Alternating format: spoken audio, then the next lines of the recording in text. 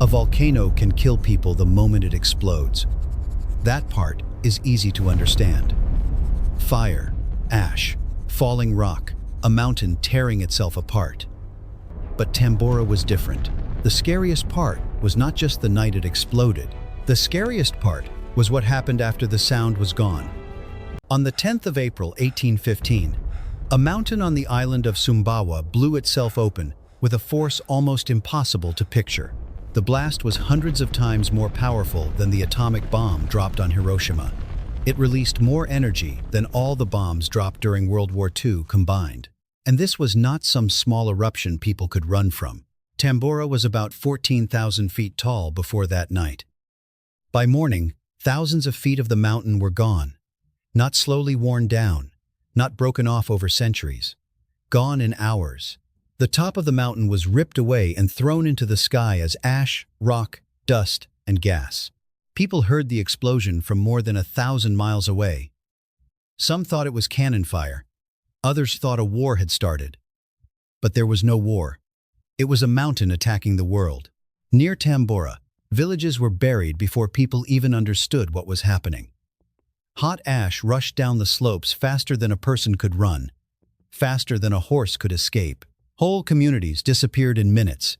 By the end, around 71,000 people were dead. And somehow, that was still not the full disaster, because Tambora did not stop killing when the eruption ended. That is the part most people never hear. The mountain sent so much material into the sky that it changed the weather far beyond Indonesia. It touched places where people had never heard the name Tambora. It reached farms in Europe. It reached fields in America.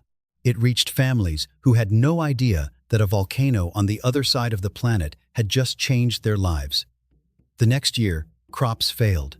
Summer did not feel like summer. Frost came at the wrong time. Snow fell when people were supposed to be planting. Food became scarce. Hunger spread. People remembered the cold year. They remembered the empty fields. They remembered the hunger. But many forgot the mountain. And that is what makes Tambora so haunting. The most terrifying thing was not the explosion itself. It was the silence after. Because after the mountain went quiet, the world began to die. On the map, Sumbawa looked like a quiet island, a place far from the big capitals, far from Europe, far from the people who would later write the history books. But on the night of the 10th of April, 1815, that small island became the center of the world. Mount Tambora had been restless for days. People had heard deep rumbling from the mountain. The ground shook, smoke rose. Ash had already started falling. But no one really understood what was coming.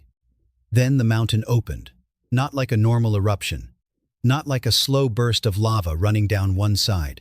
Tambora ripped itself apart. 3 huge columns of fire shot into the night sky. The blast was so loud that people more than 1,000 miles away thought they were hearing cannons. In some places, officials believed a naval battle had started. Ships were ordered to prepare for an attack. But there was no enemy fleet. The sound was coming from a volcano across the sea. Closer to Tambora, the world turned into something people had no words for. Ash fell so thick that daylight disappeared. In some places, noon became as dark as midnight. People could not see the road in front of them. They could not see their own homes. The sky was gone. The sun was gone. Then came the flows. Superheated clouds of ash, gas, and broken rock poured down the mountain. They moved faster than a running person, faster than a horse, fast enough that once people saw them, it was already too late. These were not just clouds. They were burning avalanches. They came down every side of the mountain, swallowing villages, trees, animals, and anyone still in their path. The heat was so extreme that it could turn a living body into nothing before the mind could even understand fear. Imagine being in a village near the mountain that night. You hear the blast. The ground shakes under your feet. Stones begin falling from the sky. The air gets hot. The light disappears. People scream, but the mountain is louder than every voice.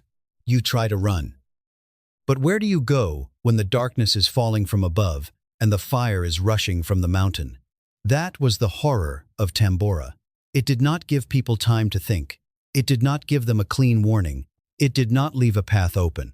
One moment, there were villages on the slopes. The next moment, they were gone. By morning, Tambora was no longer the same mountain. Thousands of feet of its summit had vanished. The island was covered in ash, the sea was clogged with floating pumice, and the people who survived were standing inside a world they could barely recognize. The explosion was over, but the disaster had only begun.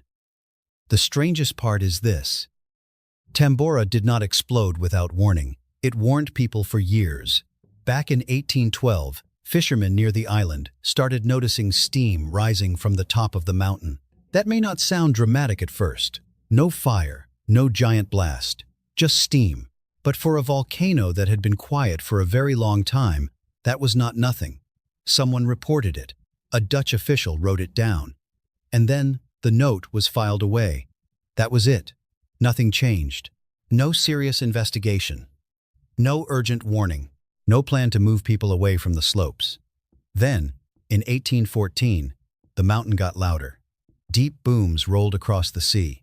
Ships felt tremors even when the water looked calm. People heard sounds they could not explain. The mountain was speaking again, but the people in charge were busy with other things: trade, politics, paperwork, control. Tambora was far away from the offices where decisions were made. So the reports became just another stack of papers. Another strange local problem. Another warning that could wait. But nature was not waiting. On the 5th of April, 1815, 5 days before the final explosion, Tambora erupted hard. A huge column of ash shot into the sky. The blast was so loud that Stamford Raffles, the British official in Java, thought it might be cannon fire from a ship. He sent people to check the harbor. There were no ships. Still, no one fully understood what was coming. That is the part that feels so painful when you look back. The signs were there. Not perfect signs, not signs with a clear date and time, but enough to say something was wrong. Steam, rumbling, tremors, ash. A mountain that had been quiet for centuries was waking up right in front of them. And yet the warnings were treated like background noise. Tambora teaches a hard lesson. Disasters are not always silent before they arrive. Sometimes they whisper first. Sometimes they knock for years. Sometimes they send small signals long before the big one comes. The real question is not whether nature gives warnings. The real question is whether people are willing to listen before it is too late. After the eruption, someone had to find out what was left. 7 months later, a British officer named Lieutenant Owen Phillips was sent to Sumbawa. He came looking for answers. What he found was not just damage, it was a whole world that had been erased. Phillips spoke with the Raja of Sangar, one of the few leaders close enough to describe what happened and still survive. His testimony was not short. It went on for pages.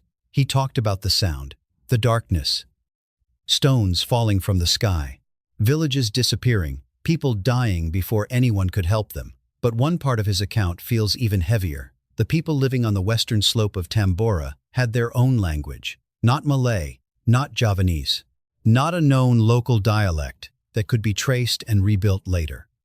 It was different. It belonged to them.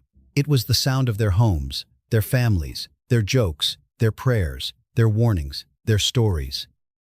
It was how mothers called their children. It was how elders passed down what they knew. It was how a people understood the world around them. And then, in one night, almost everyone who spoke it was gone. Today, fewer than a dozen words of that language are known. Just a handful of broken pieces, saved from an old missionary notebook written years before the eruption. That is all that remains. Think about that for a second. A whole people lived there. They had names for the mountains, the trees, the rain, the sea, the dead, the living. They had memories no one else carried. They had stories that were never written down. Then Tambora opened, and those stories disappeared with them. This is what makes the disaster feel so much larger than numbers. 71,000 dead is already hard to imagine. But numbers can become cold after a while. They can turn into something we repeat without feeling the weight. A lost language is different. It reminds you that every death was connected to a voice, a home, a memory, a life. that was not supposed to end under ash. Tambora did not just bury villages, it buried a culture. It buried words no one will ever speak again. And for a long time, the rest of the world barely remembered that anything had been lost at all. For almost 2 centuries, the western slope of Tambora stayed quiet. The jungle grew back, trees covered the land, rain washed over the ash. New life returned to the surface. But underneath it all, the old world was still there, buried, sealed, waiting. In 2004, a team of researchers went into the area. They were not looking for treasure.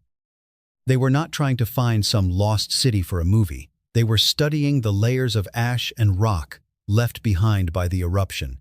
Then they found something that stopped them. About 12 feet below the ground, they uncovered a wall, then pieces of a roof, then burned wooden beams, then a doorway that had not been opened since the night Tambora exploded in 1815. Just imagine that moment. You are standing in the jungle, digging through old volcanic layers, and suddenly, you are not just looking at dirt anymore. You are looking at someone's home. A home that was closed in one night and never opened again. Inside, they found everyday objects. A bronze bowl, a knife, a small figurine. Things that did not belong in a museum when they were first made. They belonged in a living house, in the hands of real people. And then, there was something even harder to take in. The shape of a person preserved in the hardened ash. Someone had been there when the hot wave came through. Not a legend, not just a number in a report. A real person, caught in the last moment of a world that disappeared. That is why people began calling the site the Pompeii of the East, because, like Pompeii, it froze a human disaster in place.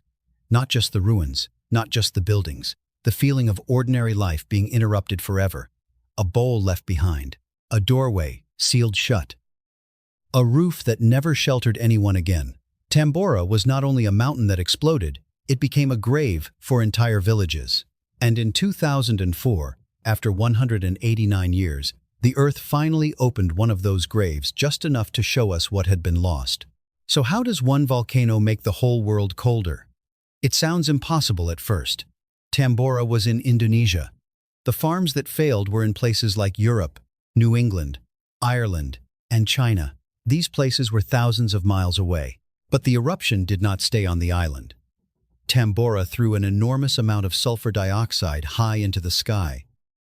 Not just into the clouds we see every day, but much higher, into a layer of the atmosphere called the stratosphere. That matters. Normal rain can clean ash and dust out of the lower sky. But the stratosphere is different. Up there is no simple rainstorm to wash everything away, so the sulfur stayed. And once it was up there, it changed. It mixed with water vapor and sunlight and turned into tiny droplets called sulfate aerosols. You can think of them like a thin, invisible haze spread around the planet. Not a thick black cloud, not something people could point to and say, there it is. It was much smaller than that, much quieter than that, but it was enough. Those tiny particles reflected part of the sun's energy back into space before it reached the ground. Only a small amount of sunlight was blocked, but crops do not need a disaster movie to fail. They just need the wrong temperature at the wrong time. A little less warmth in spring, a frost when blossoms are supposed to open, cold nights when corn should be growing, rain when fields need sun. That is how Tambora kept killing after the explosion ended. In 1816, the weather went wrong across the northern hemisphere.